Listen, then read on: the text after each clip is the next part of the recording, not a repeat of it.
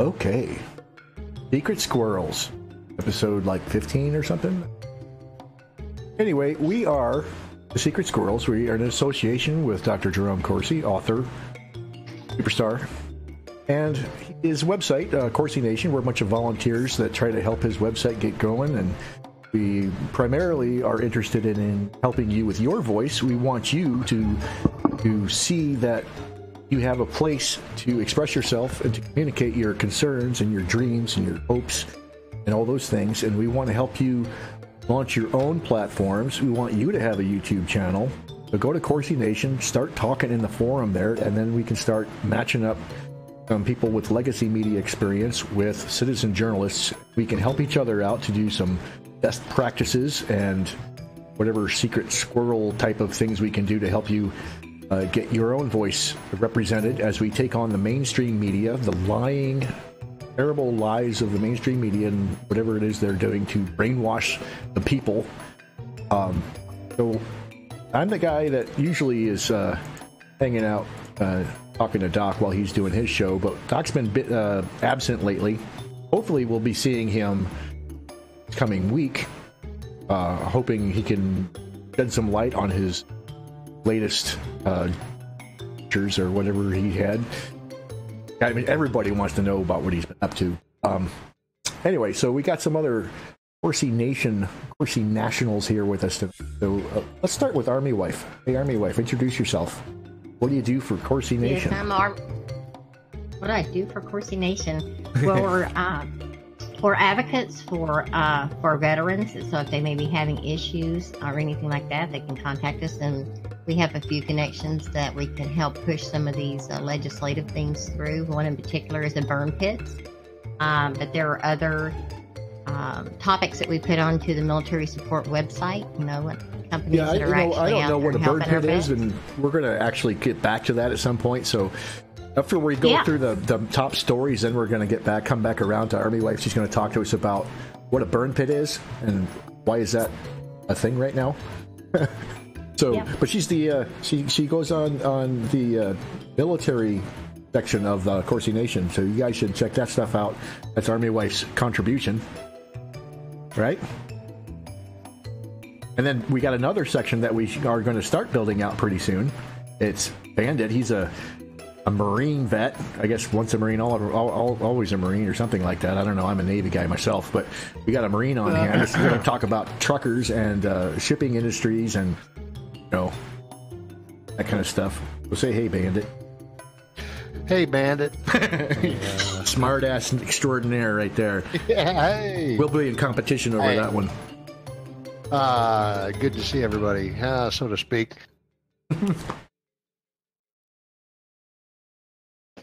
So Bandit's been filling in. I'm sorry, I'm eating. I'm starving. But while Dr. Corsi's away, he's on the Corsi show. I guess we're calling. What was it? What did he call that again? Predicting the future, something like that. Decoding the future. Anyway, he's been filling in with DC Hammer, trying to get that thing. Basically, we're just trying to. Looks like April's showing up. Not quite to the on-air section of our server, but she'll get there. Jax, how you doing? I'm fine. I'm behaving. All those dogs treating you. They are put away for now. And so it should be quiet this time, maybe. There, you got a new puppy. Poor little puppy dog. Been attacked. Yes. Your puppy got attacked by your big dog. I heard it. I was there. I heard the little dog screaming like he was about ready to die. Yes. Oh, wow. Well, I let him out because we were gonna take him to a little puppy poopy time, and he went to sniff the big brown dog, and the big brown dog didn't like him sniffing her, so she snapped at him, and it scared him so bad that he thought he was gonna die. So I've had that feeling before. Yeah, he was not a happy little pupper man. Oh, it Poor took a little good guy. minute or two for him to calm down, didn't it, Frank? He's just a midget. I mean, he's thing. he's a little dog. I mean, Jack Russell's a little dog, anyway. But he's just a puppy, so he's like tiny compared to this other big dog. That, the big dog is half Mastiff, half Rhodesian Ridgeback. That's a big dog. That is the big dog. Scary dog for a little Jack Russell. Right, and he's only 2.5 months old. So Yeah, like 4 inches long. well, he's a little bigger than that. He's outgrown his baby crate, so we have to get him a bigger crate. But So aside from being an animal lover, Jax here is our web design. We would call it cyborg is what I've been calling these people. These technicians that can talk to computers better than they talk to people. But I'm a web specialist. Web I specialist. have to say that Jack speaks very well to people too, Brain. Well, not compared to what she does to that computer, though. You should see. I've seen her have conversations with the computers. She's pretty good with both, if you ask me. Oh, okay, I'm gonna admit defeat here. Oh, thank you. So let's move on to JR. That's our Southern Belle of the house, right? Yeah, me and Army wife are Southern Bells. Army rifles too, huh? Oh, absolutely. I didn't know Texas. that. Ah, Can't tell from her voice. I guess I didn't think about it. I don't know. Huh. So JR is wanting to do some citizen journalism of her own, and we can hopefully get that thing set up so that she can start doing that, developing her own channel, doing her own shows. But right now, just hanging out with here on the Secret Squirrels and getting some experience under her belt in that regard. And this is fun. I won't tell you, I actually purchased those 2 books. Corsi Nation's got on the citizen journalism side, they have 2 recommended books. They're 99 cents. One of them might go up to $3, I think it said, but very well worth the investment. What's in those books? Jack's put those up, right? Which books? Sorry. The citizen journalism books? There's like 7 days to kind of byline, Yes. and then Those writing blogs. those are my books, the ones that I bought, and they're really good. I would highly recommend reading them. They're worth every last penny if you're going to get into 99 writing. cents. Yeah. So, and with the citizen journalism, we actually have our head writerly squirrel along with us today for the ride. April. Hey, good evening, everybody. JR, I've been wanting to ask you too. You said you studied with somebody. Who were you studying with, and what did you learn? I studied under Lee Stranahan. I'm actually one of his guinea pigs. That's what he called his first people that joined citizen journalism school. And he's a really good teacher, and he taught me a lot about Twitter. I mean, and I love Twitter because I know a lot about it because of what he taught me. And I also learned about getting the story right. He's real particular. He, everything you have to know what you're talking about. You mean like vetting sources and stuff, or what do you mean? He doesn't you don't go and assume things. You want to know them before you put it in writing. Right. Especially when you're talking about people's reputation and, stuff like that. And he teaches about equipment to use. I enjoyed it. It helped me out a lot. Yeah. I haven't told him what I'm doing yet, though. I want to go back and tell him what happened to his little guinea pig. How did what you learned from him, which seems a lot more comprehensive, compare to any feedback you got at Corsi Nation on your writing? Actually, I've gotten better, I guess, feedback here.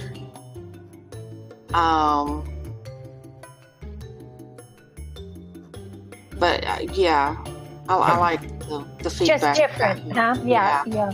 Well, yeah, that's good. Yeah, I really enjoyed the piece you wrote on Fatima. Yeah, I need to go on and get another one in the works. Yeah, if any of our listeners want to look at it, I think, let me look now. It's under the Corsi Nation website, and it's under It's in the prayer section, isn't it, JR? I know it's in the featured article, and then I think it is somewhere in the Prayer Warriors. Yeah, it's worth a look at wherever. Yeah, I think you can find it under featured articles if any of our listeners want to check that out. JR did a really nice job, and it's connected with our International Day of Prayer coming up October 13th. So you all can check that out. You got different visuals in both places, huh? Wait, what are you talking about? Where are you saying? This looks. We were talking about JR's essay. Yeah, but where's the featured articles? If you go under, Jax can help us here, under maybe news. Yes, under news. Okay, I see. My computer's being a little. It looks like these tabs have been reorganized. Click on that. These tabs have been reorganized. Featured articles. Yeah, and my computer's slow tonight. I'm trying to fix that right now. Sorry, guys. Oh, that's why it's slow, maybe. Oh, here's our poem from Bandit. That was for the commemoration of the September 11th thing, because September 10th, the president came out with a proclamation where he declared that September 11th will from now on be known as Patriots Day.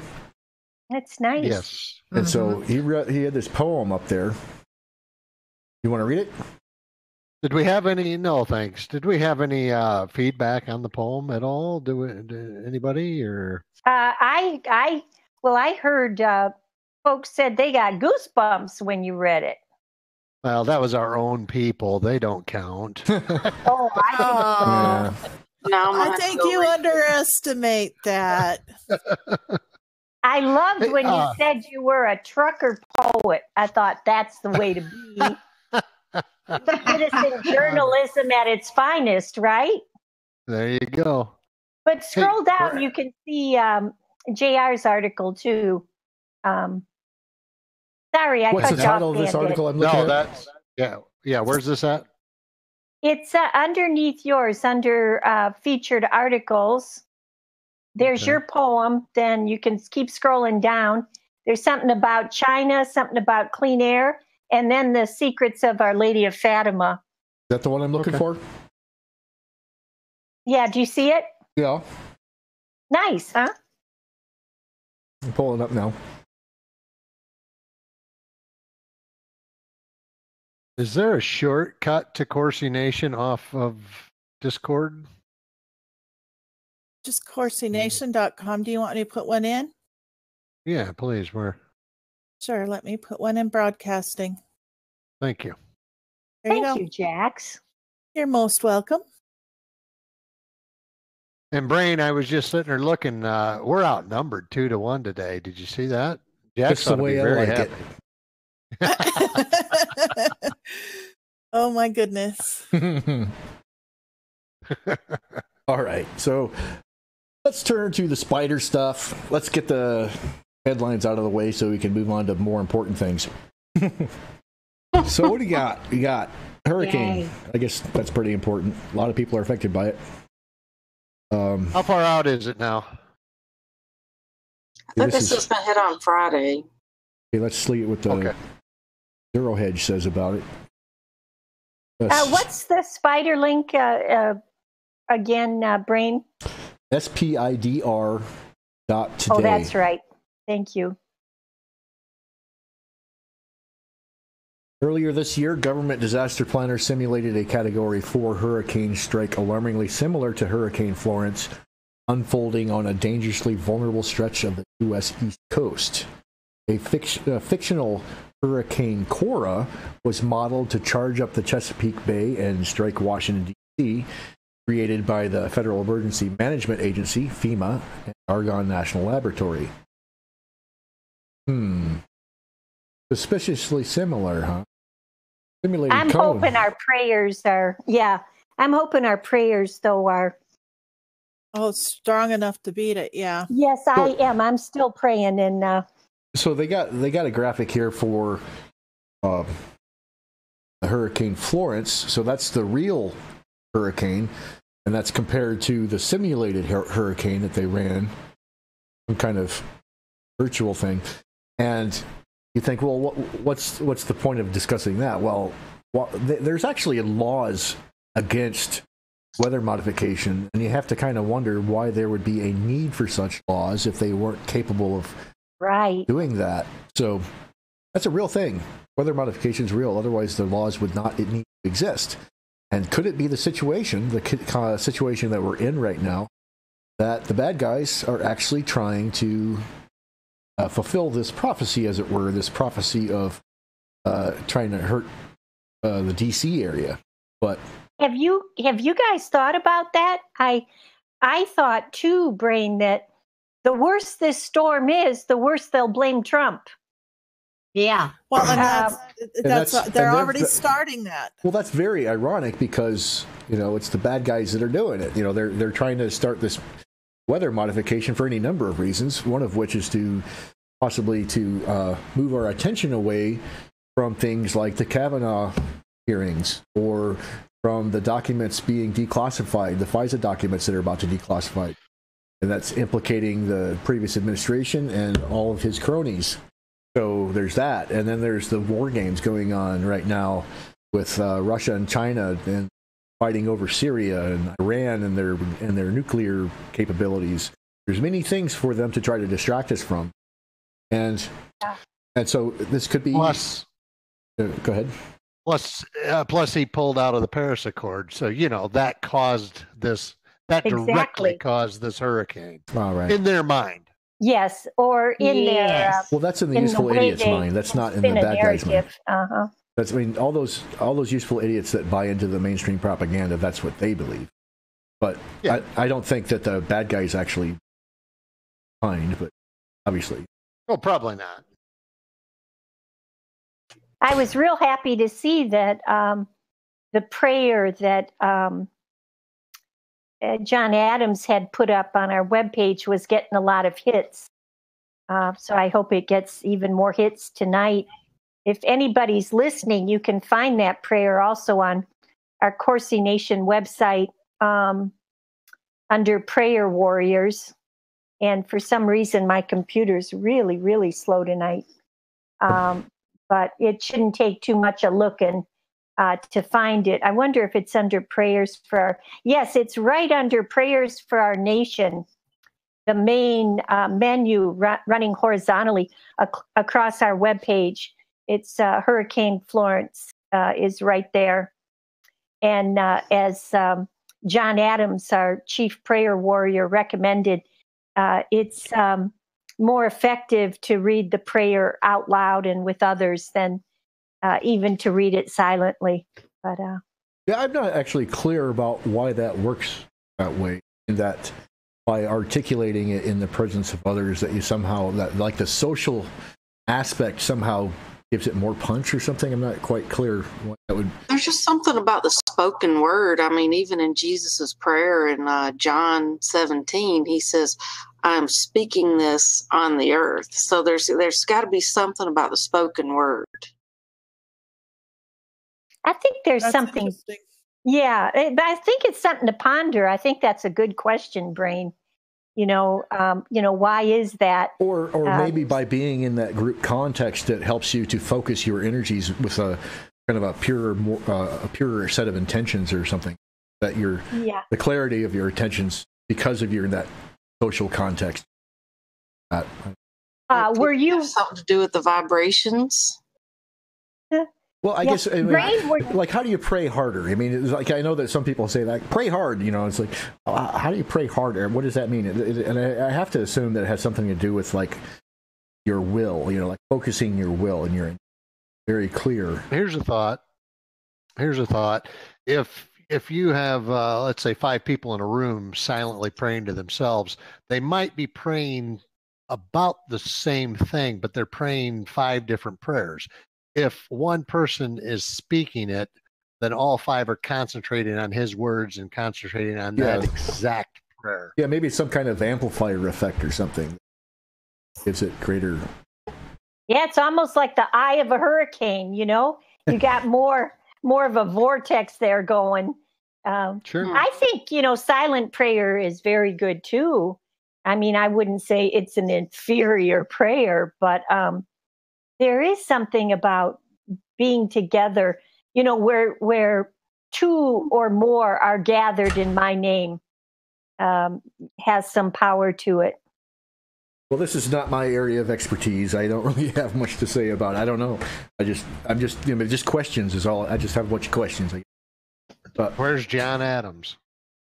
Yeah. Oh, he's probably out there lurking. He's probably a set of straight notes.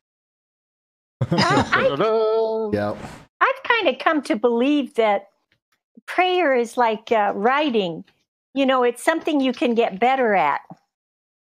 Oh, sure. Well, the more you practice, the more you practice. Yeah. And some things you just really like practicing too. Keep practicing. Okay. You can hear a pin drop. What is he talking about? Something about that practicing entails work. Practicing. Just keep swimming. Just keep swimming. Okay. So, next story, Apple unveils iPhone XS, and I don't have any idea why that would be news. Figure, I don't know. why does this matter? iPhone yet? I don't care.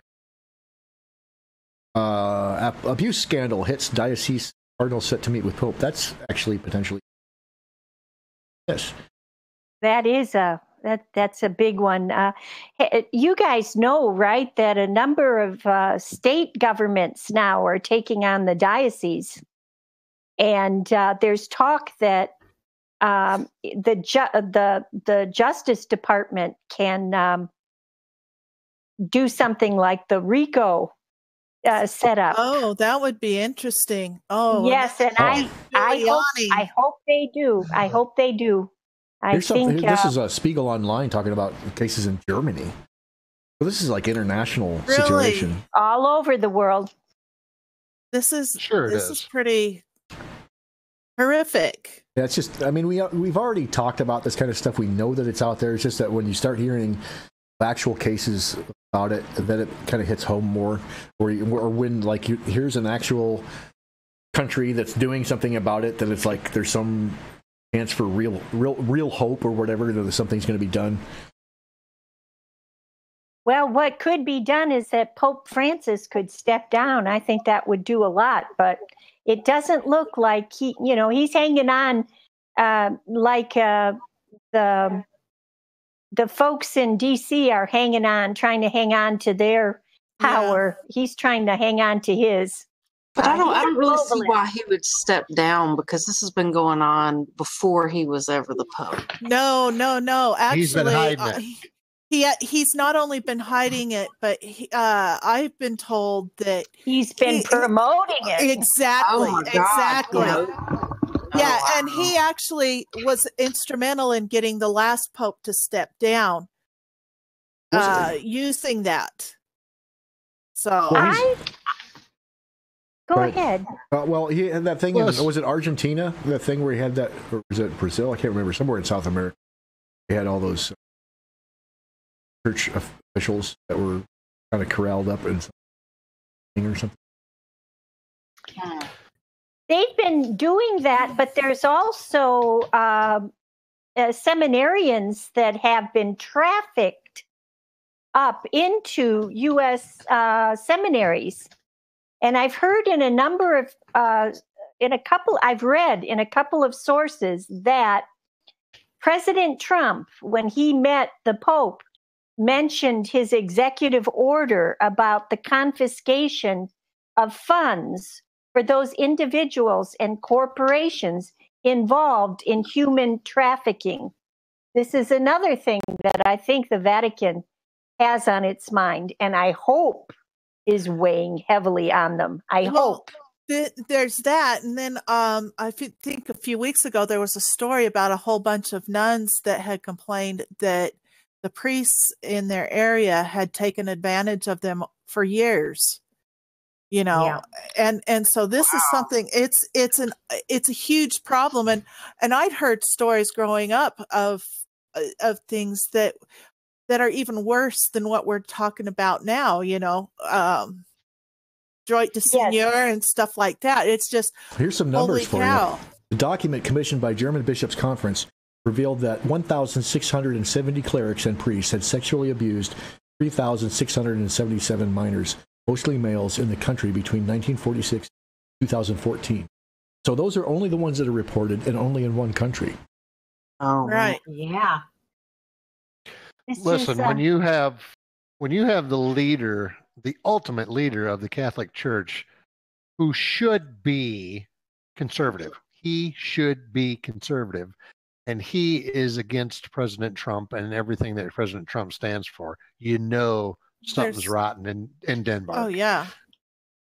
It's a huge problem for Catholics because some of the cardinals, there's one in South America, I think maybe Argentina. I'm sorry, I can't be specific with a name, but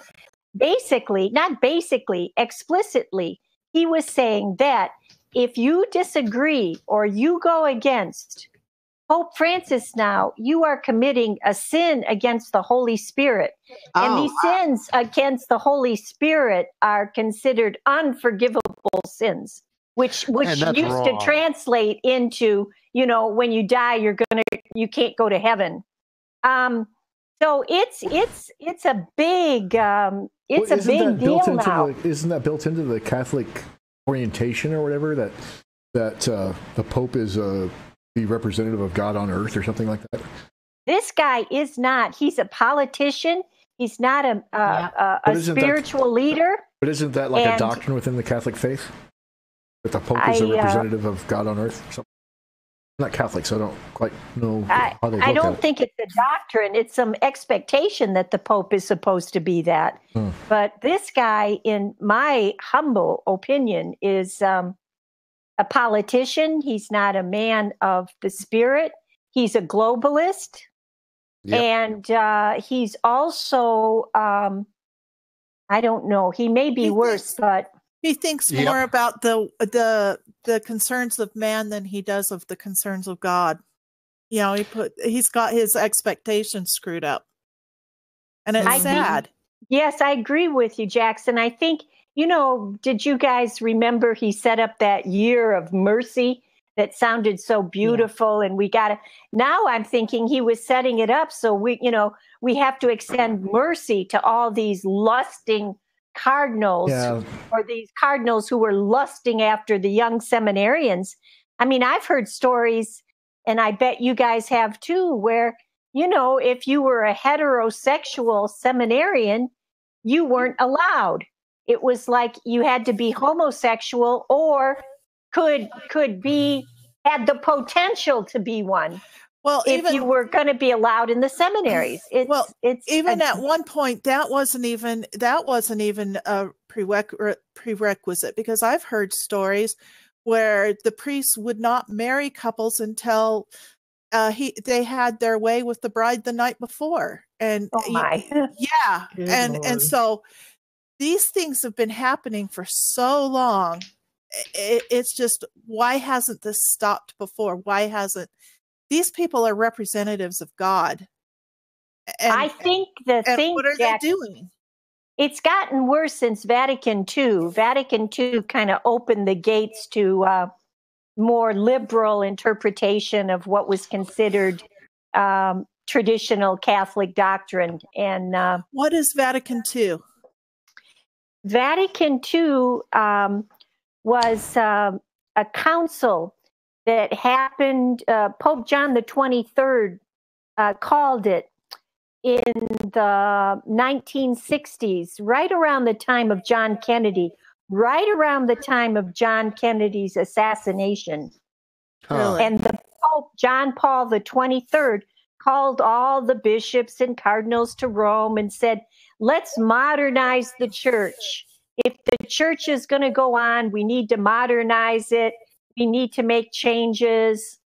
And that is when the church stopped saying Mass in Latin. That is when the communion rails got demolished. that is where you were allowed to touch the sacred host in your hands and put it in your mouth instead of it going from the priest to the parishioner. And that's when a lot more liberal theology got taught. And people are looking back now, and that was this kind of breaks down the Latin Mass versus the Mass in the local language, kind of breaks down to liberal and conservative sides.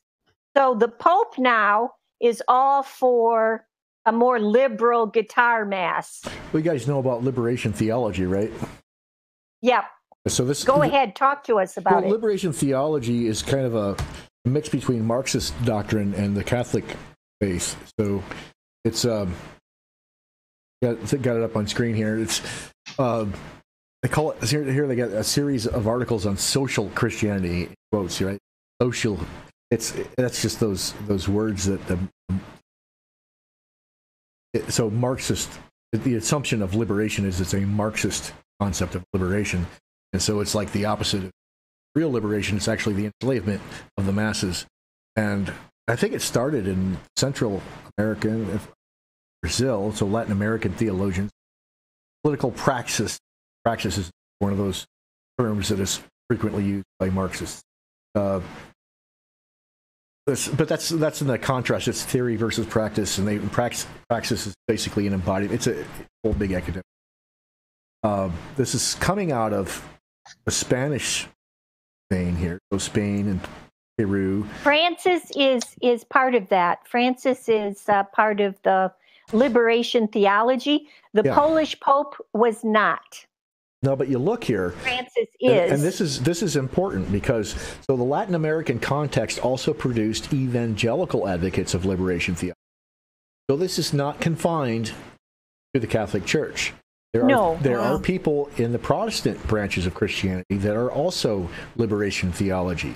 So it's the same thing. It's a Marxist doctrine disguised in Christian terminology, and there are plenty of. So it's leftist Christians are being fed this information. Right. And guess who those Christians wanted for president? Hillary Clinton. Yep. You look at Cardinal Dolan. Do you guys remember that Catholic dinner where Trump roasted Hillary and Hillary roasted Trump? Do you remember that? Yeah. Do you guys or no? Yeah, I just saw it recently. I forget the name of it, but it's an annual fundraising dinner that happens in New York every year, and it's a Catholic event. And there was Dolan nuzzling up to Hillary, and there was Trump, really, as he is now, all by himself with Melania. Dolan and those guys, that Cardinal Dolan in New York, he's a big cover-up man too. Really? They claim they won't come out with the truth because they all got something on each other. Oh, gee. Yeah. But it looks like the first guy that gave this movement its name is Gustavo Gutierrez, I guess. So it looks like he's the theoretical underpinnings of this movement. Dominican priest, regarded as one of the founders of liberation theology, currently holds John Cardinal O'Hara Professorship of Theology at University of Notre Dame. Has previously been a professor at Pontifical Catholic University of Peru and visiting professor at many major universities. One of the theoretical underpinnings of this. Anyway, so enough of that. So but even beyond the Catholic and the Protestant thing, you also have this article August 20th from Fox News. So sex scandals fester at unhealthy organizations. So it's not just the churches. It's also it's I don't know what you call that, where it's spread out to other types of organizations, nonprofits. I'm sure they got the Red Cross that we heard about in Haiti with human trafficking going on there. but and there were Baptists involved in that scandal. And why is it that the mainstream media doesn't make a bigger deal out of this? That's a good question. Because Silicon they're all part of the Valley New World and- Order. Yeah, the Rhetorical Silicon question. Valleys and all the Okay, pedophiles sorry. and Holly Weird and So this article is mentioning the Penn State football case, and that was the reason why a lot of people were trying to say that Jim Jordan shouldn't be, that he had some kind of knowledge of this culpability, I guess. Let me ask you guys something. Do you remember who was in who was running in Georgia, and they brought up, oh shoot, the Republican, Trump was backing him, and they brought up the fact that these 14-year-old girl, this 14-year-old That girl was Roy saying, Moore in Roy Alabama. Moore. Uh-huh. thank you. Okay. Now, have you noticed that once he lost the election, and by the way, they figured out that there was all kinds of election fraud going on. Now, was anything ever done with that? Hell no. But he lost the election. there was a lawsuit. He brought a lawsuit last week. I was reading against the female attorney for like $250 million in a defamation case. Good, great. My point being, you never heard after he lost the election. You never heard about it again. I mean, it disappeared. Yeah. Why? Because the left always brings these things out to try and Muddy the waters. yes, absolutely. Yeah. Now it's Just funny. ruin you. Every time, not 100%, nothing's ever 100%, but most of the time when things get brought out against the left, they're true.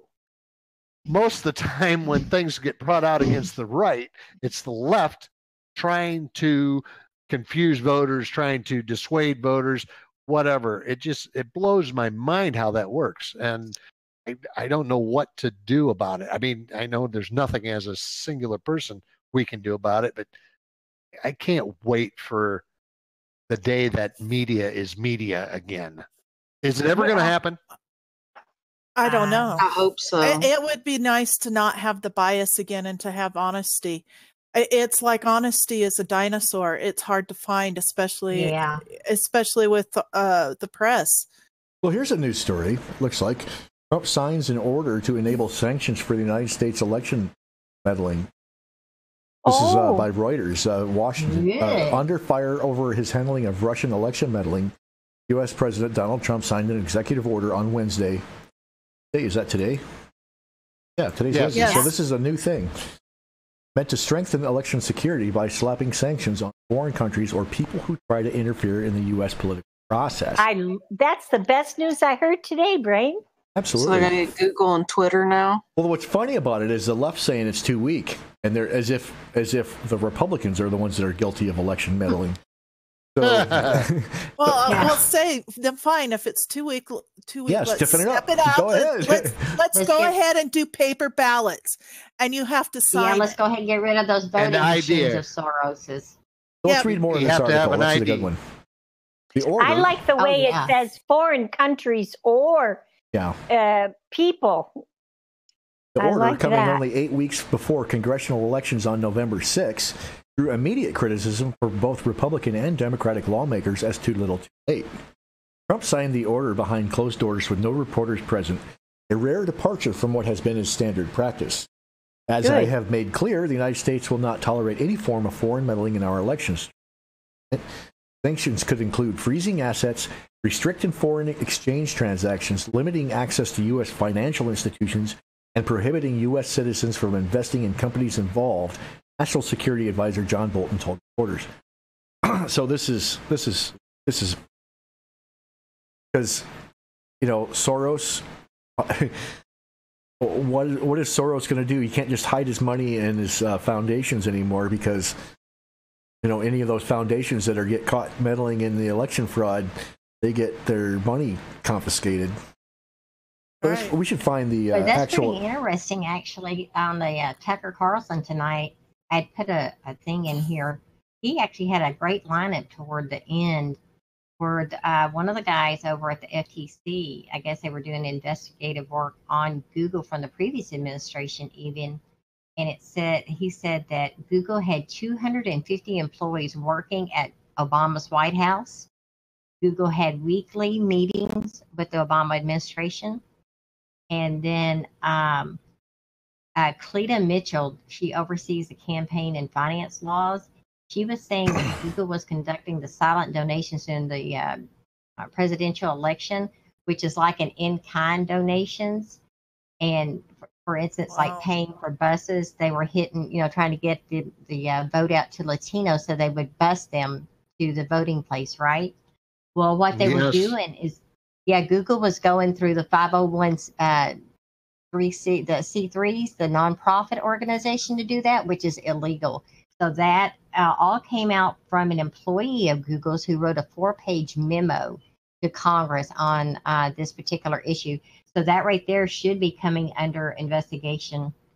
What they did, it was they were doing a donation scheme within Google to help silently kind of pay for this through a nonprofit agency.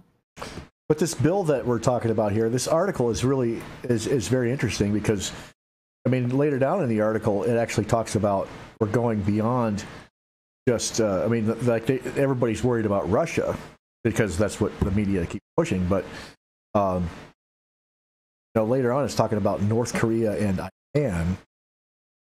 Really? So DNI Coates said the measure was being put in place as part of the government's efforts to report on any suspicious activity between now and November's elections and do a full assessment after the election that would trigger sanctions if necessary. So, Coates said the United States had seen signs of election meddling from Russia and China, potential capabilities for such meddling from Iran and North Korea. It's more than Russia that we're looking at. U.S. lawmakers have introduced various pieces of Russia-related legislation urging punishments for election meddling. But I want to find this executive order. I'm going to try to look it up here quick. So what do we call this? Do we have? I wish that they would have linked to it. Given it a name. Well, I'll see if I can get it. It's hard to. I tried to find a link today, and it's kind of hard to find what they don't want you to see what he does. Well, actually, we just do if we do the search and do the anytime for past day, it should be like the. Oh, here we go. Boom. There it is. September 12th. Yep, this is it. Nice. Great. Executive order on imposing certain sanctions in the event of foreign interference in a United States election. By the authority vested in me as... I'm going to put this in chat, actually. This deserves a headline, don't you think? Yeah, I think it does. Yeah, thanks, Jax. Yeah. Sorry. All you guys in chat, I told you she's just follow not along a if you'd computer like. person. Do a right click. You guys know about right click. It's magical. Right click, open a new tab, because you don't want to lose this broadcast. Yeah. Come on, be serious. You don't want to lose this broadcast. But, so, by the authority vested in me as the President by the Constitution and the laws of the United States of America, including the International Emergency Economic Powers Act, National Emergencies Act, blah, blah, a bunch of squiggly marks there, NEA, Section blah, blah, blah, of the Immigration and Nationality Act of 1952, legal jargon there, words that we should be seeing. In Section 301 of Title III United States Code, I, Donald J. Trump, President of the United States of America, find that the ability of persons located in whole or in substantial part outside of the United States to interfere in or undermine public confidence in the United States elections, including through the unauthorized accessing of election and campaign infrastructure, or the covert distribution of propaganda and disinformation, oh my God, look at this, constitutes an unusual and extraordinary threat to the national security and foreign policy of the United States. Although there has been no evidence of foreign power altering the outcome of vote tabulation in any United States election, foreign powers have historically sought to exploit America's free and open political system. In recent years, the proliferation of digital devices and internet-based communications has created significant vulnerabilities and magnified the scope and intensity of the threat of foreign interference as illustrated in the 2017 Intelligence Community Assessment. I hereby declare a national emergency to deal with it. This is a national emergency. Look at this. This is mind-boggling. It is. Accordingly, I hereby order Section 1, Subsection A, not later than 45 days after the conclusion of a United States election, the Director of National Intelligence, in consultation with the heads of any other appropriate executive departments and agencies, shall conduct an assessment of any information indicating that a foreign government or any person acting as an agent of or on behalf of a foreign government has acted with the intent or purpose of interfering in that election. The assessment shall identify to the maximum extent ascertainable the nature of any foreign interference and any methods employed to execute it, the persons involved, and the foreign government or governments that authorized, directed, sponsored, or supported it. The Director of National Intelligence shall deliver this assessment and appropriate supporting information to the President, the Secretary of State, the Secretary of Treasury, the Secretary of Defense, the Attorney General, and the Secretary of Homeland Security. Subsection B. Within 45 days of receiving the assessment and information described in Section 1A of this order, the Attorney General and the Secretary of Homeland Security, in consultation with the heads of any other appropriate agencies and as appropriate state and local officials, shall deliver to the President, the Secretary of State, the Secretary of Treasury, and the Secretary of Defense a report evaluating with respect to the United States election that is the subject of the assessment described in Section 1A. Subsection I. The extent to which any foreign interference that targeted election infrastructure materially affected the security or integrity of that infrastructure, the tabulation of votes, or the timely transmission of election results. And 2, if any foreign interference involved activities targeting the infrastructure of or pertaining to a political organization, campaign, or candidate, the extent to which such activities materially affected the security or integrity of that infrastructure, including by unauthorized access to, disclosure, or threatened disclosure of, or alteration of, or falsification of information or data. Man, this is sounding like it's going after Google and Facebook. And Google Well, that's why I and was- Soros. Uh-huh. The report shall identify any material issues of fact with respect to these matters that the Attorney General and the Secretary of Homeland Security are unable to evaluate or reach agreement on the time the report is submitted. The report shall also include updates and recommendations when appropriate regarding remedial actions to be taken by the United States government other than the sanctions described in Sections 2 and 3 of the order. Subsection C, heads of all relevant agencies shall transmit to the Director of National Intelligence any information relevant to the execution of the Director's duties pursuant to this order as appropriate and consistent with applicable law. If the relevant information emerges after the submission of the report mandated by Section 1A of this order, the Director, in consultation with the heads of any other appropriate agencies, shall amend the report as appropriate, and the Attorney General and Secretary of Homeland Security shall amend the report required by subsection 1B as appropriate. D. Nothing in this order shall prevent the head of any agency or any other appropriate official from tendering to the President at any time through an appropriate channel any analysis, information, assessment, or evaluation of foreign interference in a United States election. E. If information indicating that the foreign interference in a state, tribal, or local election within the United States has occurred is identified, it may be included as appropriate in the assessment mandated by Section 1A of this order, or in the report mandated by Section 1B of this order, or submitted to the President in an independent report. You have to rethink about this. Information indicating so that means it's more than just federal level. So any sort of local stuff is also included in it. Local elections are also going to be safeguarded. So F, Wow. not later than 30 days following the date of this order, the Secretary of State, the Secretary of the Treasury, the Attorney General, Secretary of Homeland Security, and the Director of National Intelligence shall develop a framework for the process that will be used to carry out their respective responsibilities pursuant to this order. God bless Trump. The framework, which may be classified in whole or in part, shall focus on ensuring that agencies fulfill their responsibilities pursuant to this order in a manner that maintains methodological consistency, protects law enforcement or other sensitive information and intelligence sources and methods, maintains an appropriate separation between intelligence functions and policy and legal judgments, ensures that efforts to protect electoral processes and institutions are insulated from political bias, and respects the principles of free speech and open debate. Oh my God! Yes. Wow! Oh.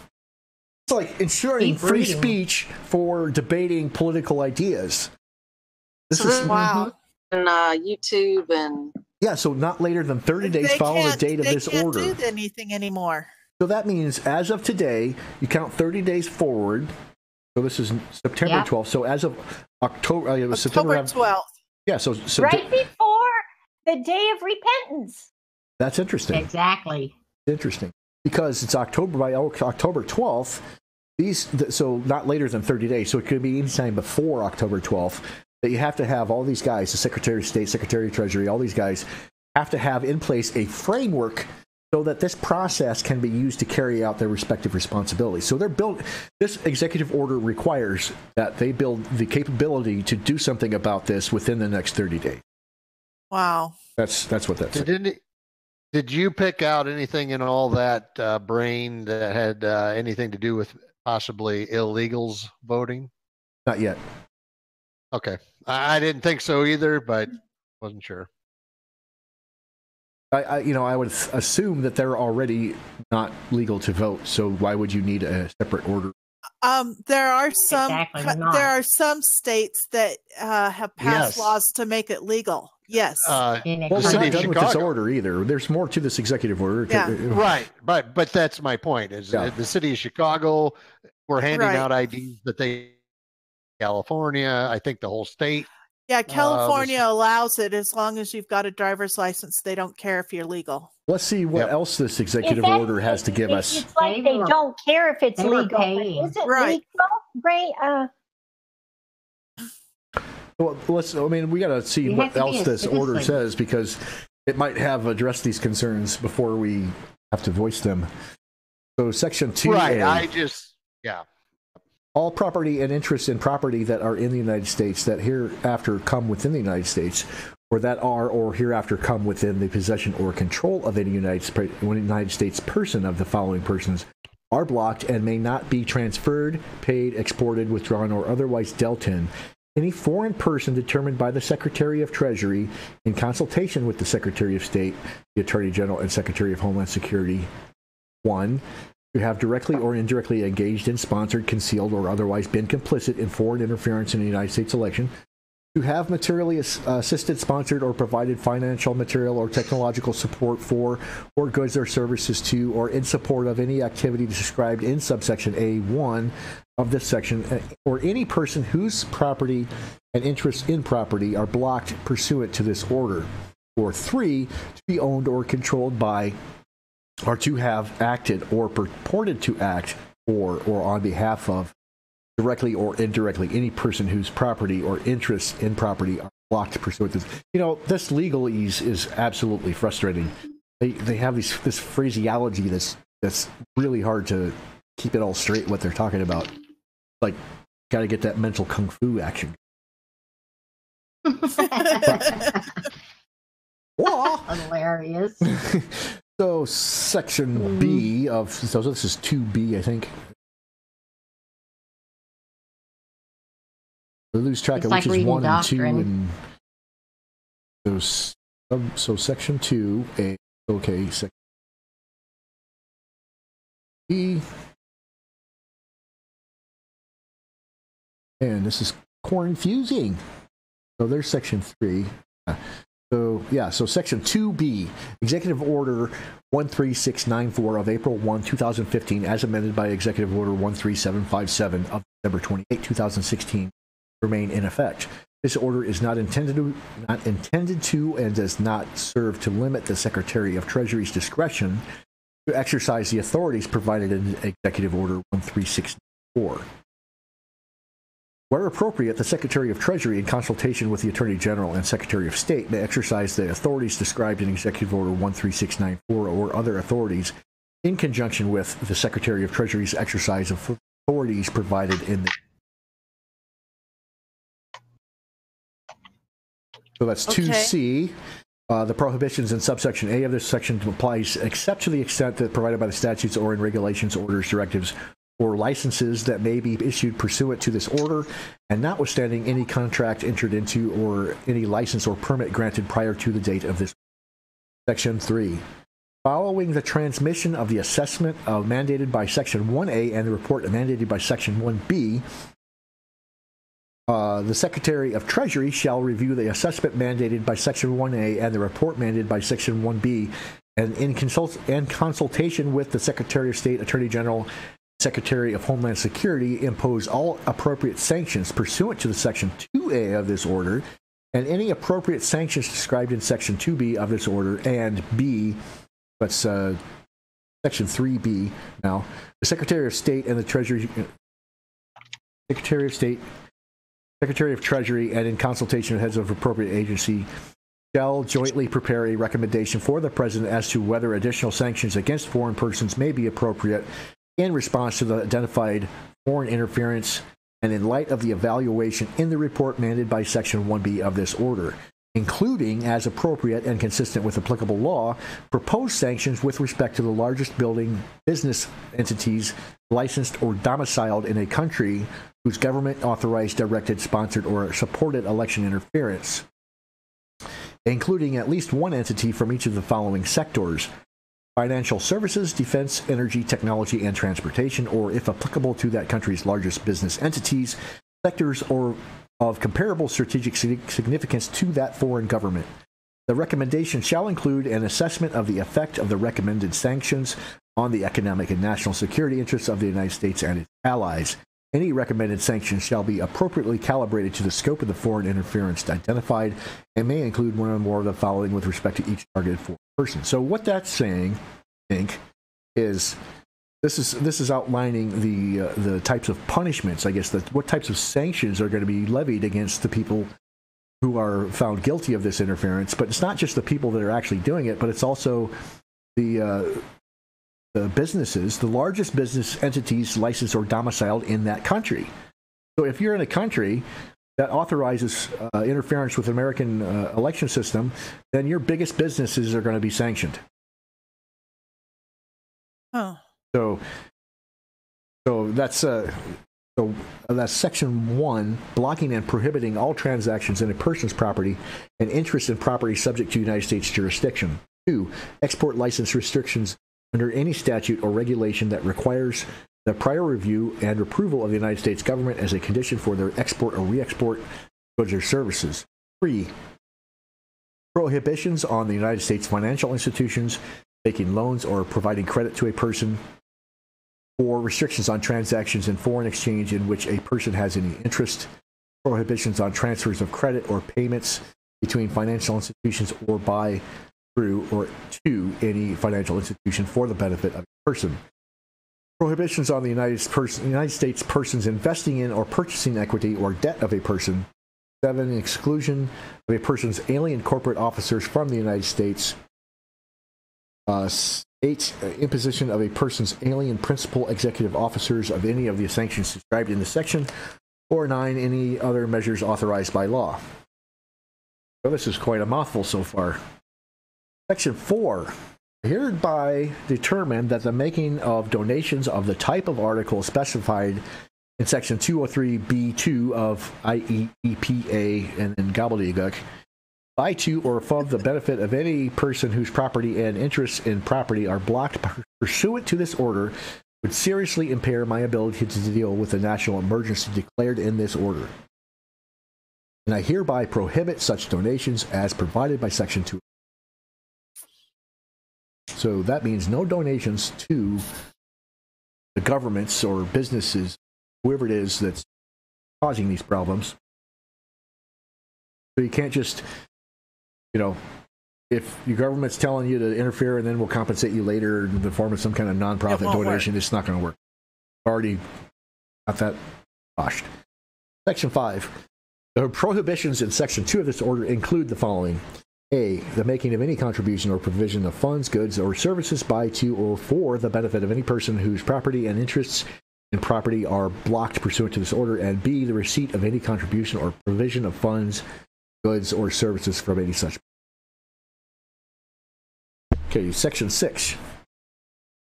I hereby find that the unrestricted immigrant and non-immigrant entry into the United States of aliens, here's the one you were asking about, Chet. I hereby find that the unrestricted immigrant or non-immigrant entry into the United States of aliens whose property or interests or property are blocked pursuant to this order would be detrimental to the interests of the United States, and I hereby suspend entry to the States as immigrants or non-immigrants of such persons. Such persons shall be treated as persons covered by Section 1 of Proclamation 8693 of July 24, 2011, in parentheses, suspension of entry of aliens subject to United Nations Security Council travel bans and International Emergency Economic Powers Act sanctions.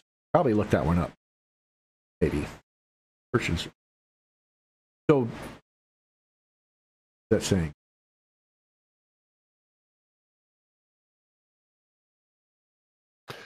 It doesn't sound like it's going after them from voting. No, it didn't sound like that from that. There's more down below. Yeah, but it's you shall be treated as persons covered by Section 1. So if you're someone, or Section 1 of this proclamation thing, so we don't know what that proclamation is.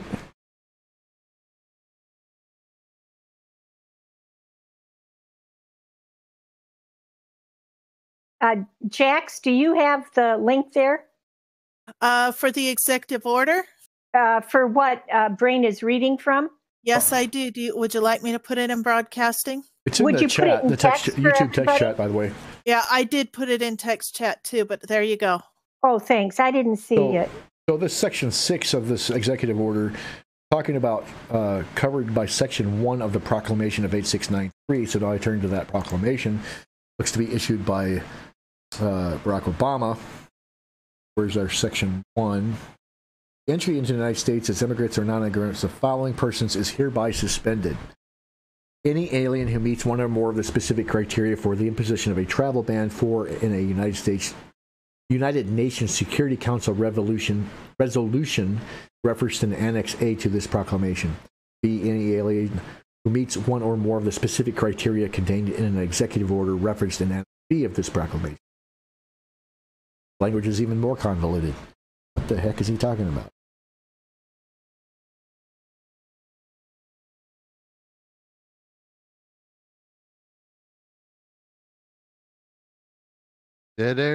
I'm reading through this stuff. It's okay. So look. There's nothing worse than dead air. Oh, come on. Nobody watching anyway, is there? Yeah, sure. Yeah, we do. We do. We have watchers. We were thinking. It gave us some think time, Bandit. We're thinking. I'm sorry. I didn't mean to. All you guys out there in the chat world, if you're actually just watching us, or maybe someday down the future, the people want to find out what happened to. They were looking for evidence. I didn't mean to crack that whip. Hi, Patty Cakes. So Patty Cakes is saying yes, yes. I'm waving to Patty Cakes right now. Hi, Patty Cakes. I'm wave. Oh, there. Gun Klingen Palin, how are you doing? Anybody want to talk about Hungary before we go? Hungry? I am. Oh, no, I'm not so hungry. The sanctions. I had my chili cheese the fries. EU. Is that because they will not let migrants in? Yes. Yeah, I'm looking. To them. So God bless them. They got a wall. They got a wall down south at their Serbian border. They're going to do Poland next because Poland's doing the same thing. Poland is supporting Hungary, and so is the Czech Republic and Slovakia, what they call the Visegrad group. Those guys got, how can I say it nicely? Those guys got some courage. You got Section D here is talking about the election process, the voter fraud, registration databases, voting machines, voting tabulation equipment. So all that stuff is in Section D. The term foreign interference in Section F with respect to any election includes covert, fraudulent, deceptive, or unlawful actions or attempted actions on a foreign government or any person acting as an agent on behalf of a foreign government. I'm just kind of skimming through this now. I mean, it doesn't really seem to be saying a lot. This is just the dotting the I's and crossing the T's. Well, or crossing the I's and dotting the T's or something like that. gun-clinging Palin said, that order is packed, and as we study it, we will learn the full extent of what it all means and how it will destroy voter fraud in this country is plagued with. Yeah, I'd be interested just to break that down, just, take a few days just to go over it. And I'm sure there's a lot there. There's a lot of meat there. Well, the main stuff, I think, has already been covered, but we do have, that section D up here, I'm scrolling through here. So what is referred to with that definition there defines a phrase that was used earlier on. So election infrastructure, including information and communications technology. So that's going after Soros. That's Soros guy. And it defines United States election. So federal office and foreign. So these are definitions of the words that were previously used. A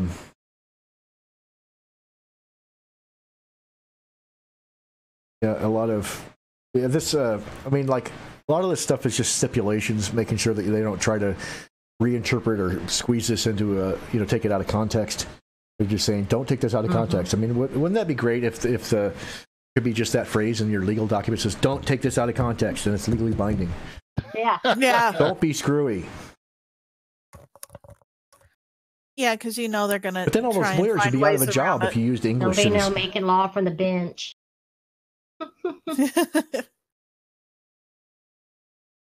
Well, it does seem to cover illegals as you go further down. It talks about. I don't know. I don't think this is really talking about illegal aliens or, the casual voter voter fraud. The term foreign government means any national, state, provincial, or other governing authority, any political party, any official of governing authority, or in each case of a country. So it's any national. Well, it's also going to include non-governmental actors. So it's not necessarily. It's not going to be addressing individual voters. It's going after organizations that promote the illegal voting. It's not so much on the level, but this is putting the kibosh on the bigger organized fraud. But it's definitely a step in the right direction for sure. And maybe those criticism, it may be true that this doesn't go far enough because it doesn't. It does have this one line at the beginning here where it says "I, Donald J. Trump," and it goes down in the middle. Including through the unauthorized accessing of election and campaign infrastructure or the covert distribution of propaganda and disinformation. See, that's the phrase. The covert distribution of propaganda and disinformation. That's Google. Screw you, Google. And Facebook and Twitter and possibly even the mainstream media. The other one? I would think the mainstream media. Yeah. Sean Hannity last night actually had put. He talked about some of the things, the illegal activities that Obama was doing with the media whenever he was running his administration, and one of them, of course, was like James Rosen when they were actually wiretapping. Listening in on what he was having to say. It was very, very interesting what Sean had to say. I knew there were some issues, especially the one with James Rosen, but the other ones, it was even more interesting to find out some of the illegal activities that Obama had going in against the media while he was in office, that they even questioned, some of the things that he did. Well, I'm going back to Spider again, see if there's any other news. I don't know if there's going to be anything else in there, but we could probably just go on to the burn pit stuff. Army Wife, did you want to present any information on that? Sure, I can do that. It's 10 o'clock your time, so 9 o'clock my time. We could either way. I don't know. What do you guys want to do? It's only 9:10 for us. Yeah, it's only 9:10 for us, but I didn't know about y'all. Okay, so I think folks would need to learn about that. Thanks. Yep. So what the burn pits are is, if you imagine like a college bonfire on a Category 5 level of toxic waste burned at the bases in the Persian Gulf War, Iraq, and Afghanistan. And which article can I put up for that? So that's the first one? Can you tell me the DAV maybe that donate that one that you want to use? Well, are any of these articles something that you can use to illustrate? The VFW one. The last one there? Just a second here. Let me go to the bottom of my document. It came out in their VFW. The potential health effects of burn pit, something or other. Yeah, you could put all of those links in there. Actually, only one at a time. But let's look at this one. Okay, let's see what this is, and then you can talk about it. But it's the one for the this is Public Health VA Government Exposures Burn Pits Registry. So the first question is, what's a burn pit? Okay, hold on. So what burn pits are, basically, it's like a huge bonfire, but it's loaded with lots of toxic waste, and it's actually all this toxic stuff. It could be uniforms, it could be aerosol cans, it could be, uniforms, treated lumber, all kind of chemicals and stuff, and they're burned at these locations wherever you're deployed, because it's not like you have, the city to come pick up your trash every week. So what the military does is they actually just burn it. And so our veterans are being exposed to this, and they recognize it more on the level of Agent Orange. And for many of those particular veterans, it took them more than 25 years for some of them to even start getting symptoms. But even more disheartening is the fact that for those Agent Orange veterans getting compensated for their exposure to it, the Department of Defense, for many of those veterans during the Vietnam War, the Department of Defense has lost their records. The veteran is then left on his own to find someone in the unit that he was in to verify that he was actually in the area of exposure. So that's all the difficulties in trying to make sure that you can prove that the military is actually accountable for this. But basically, it's just a big hole in the ground. They throw anything that they want to in there, and without any sort of filtration or anything like that. So all the military troops that are in the area are exposed to whatever it is that they're throwing in there. It could be any number of things. So whatever it is that they have waste sitting around that they don't want to deal with otherwise, they just put it in there. There's probably like specific what do you call it? There's specific. They have procedures for everything in the military. There's probably procedures for disposing of all those things that they just dismissed and just throw them in the bird pit. I could see that your supervisor don't want to deal with the procedures. It's just Right, and especially whenever they're coming to redeploy, they get rid of a lot of stuff that that they're just not going to bring back. That's all and so that the enemy doesn't get their hands on it, they'll just burn it. It can be equipment, you name it. I mean, they just burn it.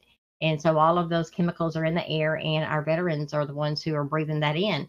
Well, in 2009, that's where the Disabled American Veterans link that I gave you. In 2009, that's whenever the DAV brought it up before Congress that there was an issue. And what they were saying in 2009 is that our veterans who served in Iraq and Afghanistan are becoming sick and even dying from what appears to be overexposure to the dangerous toxins that are produced by the burn pits.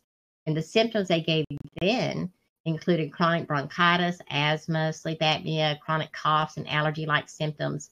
And then they state in here that several even cited heart problems, lymphoma, and leukemia.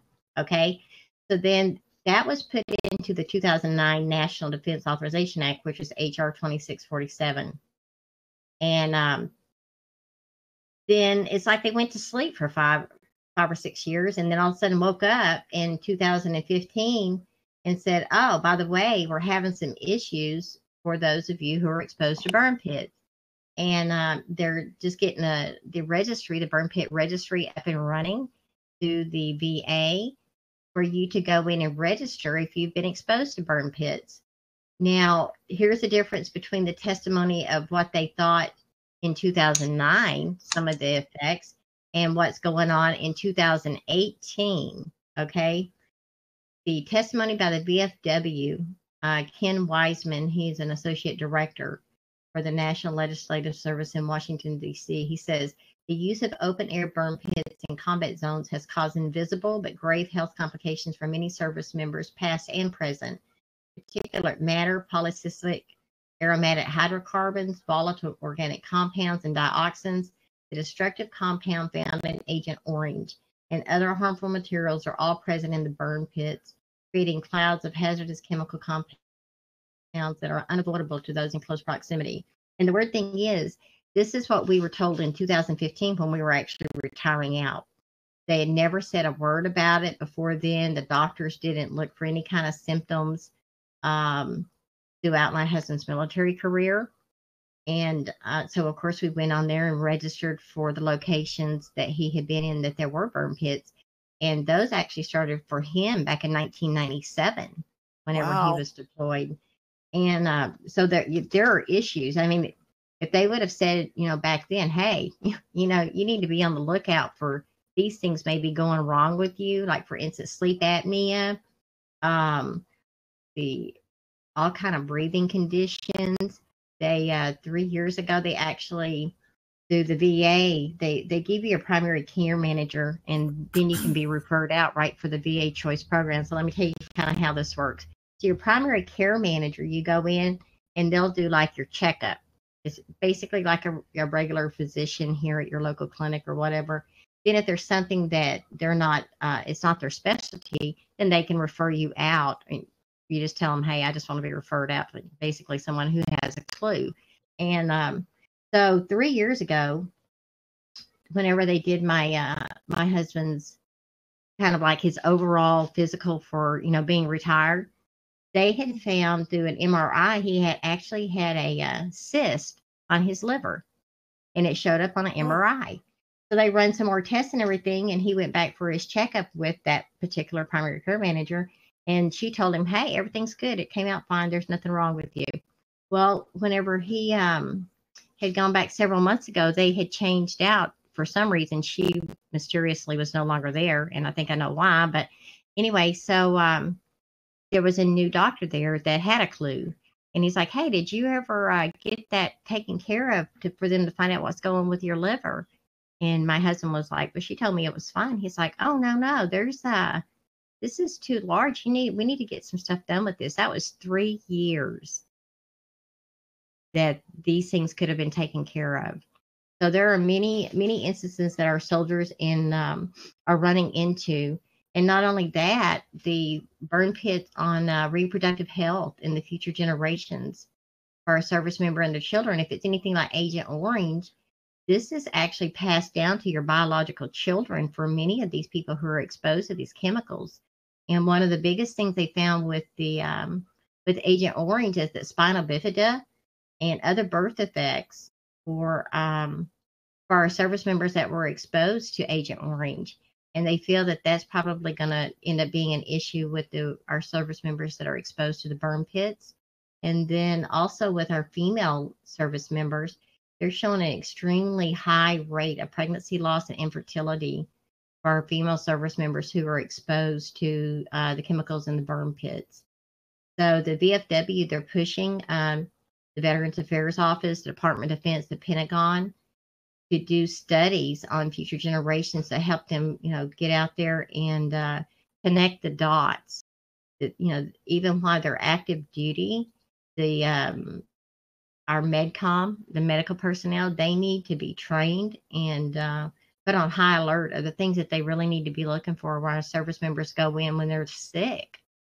And, ask them, were you? So how far back does this go? How long have they been using burn pits? Well, I'm not sure. I mean, if you really look at it, it would go back to Vietnam War anyway, because they were exposed to the same particulars, the same chemicals back in the Vietnam War. The chemicals that the military is using probably gets progressively worse through time. So it's like, it was bad to begin with, and then it's getting worse and worse. And you have more of them. Yeah, because, we get more advanced. Yeah. Exactly. And there's more and more chemicals, and now they're just kind of all tossed in the same pile and caught on fire. And even the saddest part about this is that whenever they had set up this burn pit registry, to date, it's like the VA acts like they're proud that they've managed to get 140,000 veterans enrolled in this burn pit registry. Well, I mean, we have millions of soldiers and reserve and guard that are active duty, even not including the ones who are retired. So that's nothing to brag about. They really need to be more vigilant. The Department of Defense, they need to really push down our commanders and our first sergeants and sergeant majors to get these soldiers registered into this database. It's very critical, actually, that they do, so it can follow them whenever, not only during their career, but whenever they get out. Whenever they go onto the database, basically there's drop-down boxes that says, hey, were you in these? There's a long, huge list of different locations of where these burn pits were conducted. And you go in there and you pick out all of them for all of your deployments. And then that goes into the VA database. Well, up until 2015, the active duty was not sharing records with the Department of Veterans Affairs. So your medical records, literally, if you had an issue when you get out of the military, you had to bring your own hard copy issues with you to the VA for you to say, hey, I was exposed to XYZ, or I was in the area of burn pits or whatever. Well, in 2015 is when they started doing it's called electronic health records, where they, the Department of Defense, scans with the VA, they scan all of your health records into this database. However, that doesn't mean all of your health records are in the database. So you kind of you've got to keep up with your own medical records and question it so that you can actually bring it. If there's an issue, you can bring it to them to prove that this was wrong with you, why you were on active duty. And that way you're compensated for what you were exposed to, while you were deployed. But from a service member's point of view, it's, the military screws you left and right whenever they get a chance. But, it's like you have absolutely no leverage by which to prove your case, because they always have these documents that are confidential and classified, and you can't prove anything. You can't find anybody that's willing to step up, and go along with your story or anything like that. So the service members they're constantly being screwed by the government that they're supposed to be serving. It's pretty sad state of affairs. Right. So my recommendation, and it's worked really, really well, is to, from the time that a service member goes, once they go to MEPS, okay, that's where they in-process at, right? And it's before you go to basic and everything, they do an initial physical on you, and that's called the MEP station, right?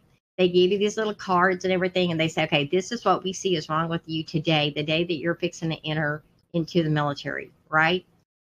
So many of those service members never keep up with the initial paperwork that they're given. Actually, so many of them never keep up with most of the paperwork they're given. But if they will keep up with all of that paperwork from the day one, make copies of it, digital copies of it, that way they've got it and they carry it with them throughout their career, that's going to save them in the end. It'd be a lot easier now with a cell phone. Everybody's got a cell phone. They can just take a picture of every page.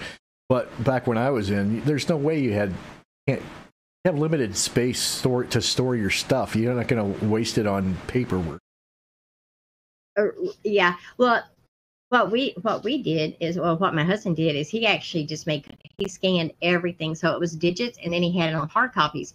And even when you PCS, that right there is not part of your household goods, and it's part of your government document. So they actually have to secure that paperwork in a separate shipment when you PCS. It's literally almost like having to be hand walked to your new duty station.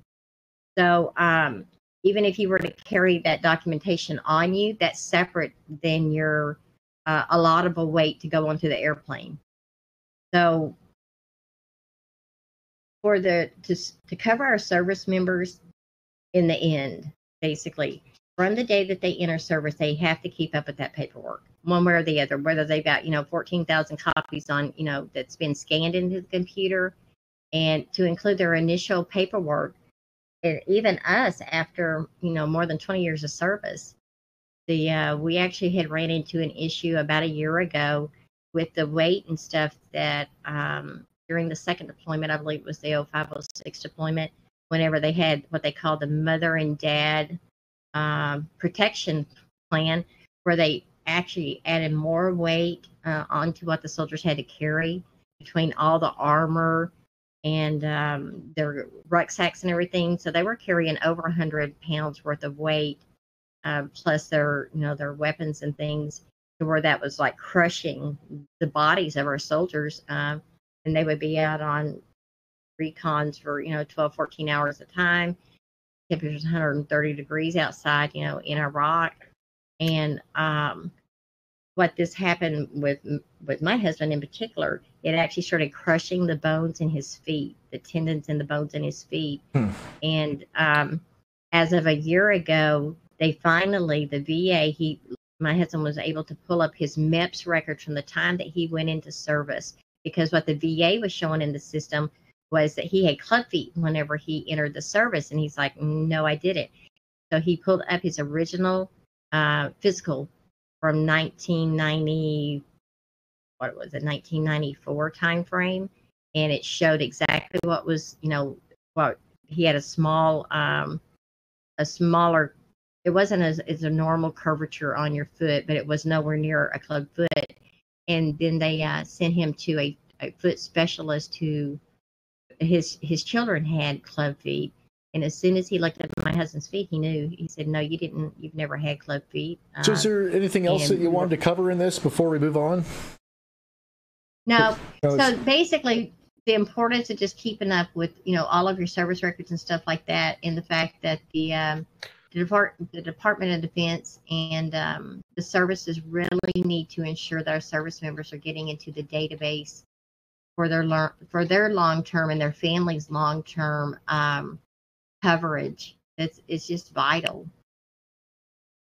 Okay, sounds good.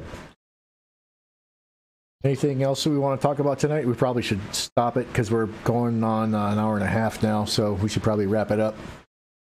I just wanted to say a couple things. Okay. Quick. Surely. Don't be quick, brain. Surely, go ahead. The way you go, okay.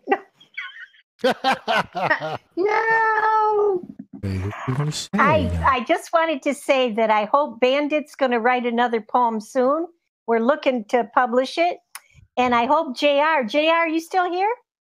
I'm still here. Good. And looking forward, the Corsi Nation audience is looking forward to your next essay. Your next article. I'll try to crank one out soon. That's Get on good. It, lady. Hey, and Nice. I did send a poem last week. Shoot. I don't know who I sent. First one, before I even got to the 9/11. It was about being just being an American. Gosh darn it, where did that end up? Jax, do you remember when we were? I think it's in text, but I'm not sure. I'll look real quick. I'll look in mine and see if you sent it to me personally. You got to pass it out at those truck stops too. Well, that would just be odd. Oh. Heaven forbid that we be odd. Okay. No, and you don't know it's we got a whole new thing going, trucker poets here. That's cool though. It's great. Used I to love be it. warrior Kinda monks, like but a now we have Renaissance. trucker poets. Yes, I see. Okay, so my name's Brainstorm, and we got April, an army wife, and Bandit, and Jax, and JR, everybody here. We had fun times, right? Yes. The great executive order. That's the big news right there. Executive order. Right. It is. So, yeah. Yeah. Well, you all have a good night, and good night to all those in our audience. And God, please protect all those at the East Coast, and please diminish the power of that hurricane. Yeah, and so in the chat there, I want to call out gun clinging Palin. and patty cakes, because you're out there. And I can see Colleen Allen. Hey guys, nice to see you. Thanks for showing up. Hope to see you next time. Signing out. Bye. Good night. Good night. Bye. Good night. Good night.